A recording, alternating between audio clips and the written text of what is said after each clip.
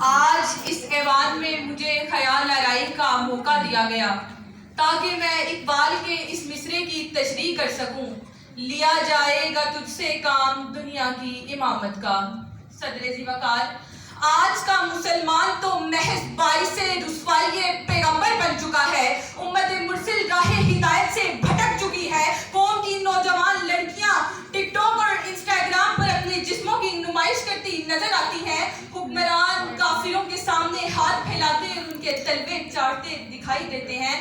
جناب صدر، اس قوم کا ضمیر تو اس دن ہی جواب دے گیا تھا جب فلسطین کے ایک ضعیف نے اپنے تمام ووٹوں کی وفات پر پکارا تھا کہ میں حشر کے دن حضور صلی اللہ علیہ وآلہ وسلم کے سامنے امت کی شکایت کروں گا کہ جب ہم پر ظلم ڈھایا جا رہا تھا تو امت خاموش تماشا دیکھ رہی تھی.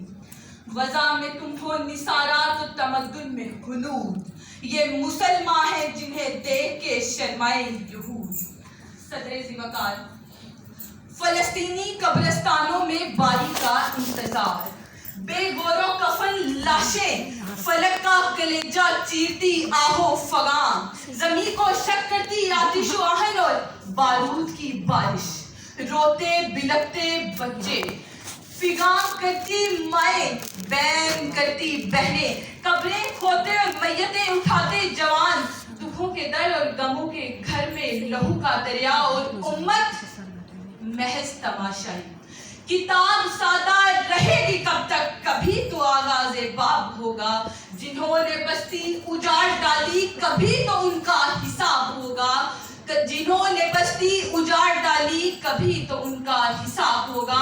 اٹھے گی ہم پر جو اینٹ گوئی تو پتھر اس کا جواب ہوگا.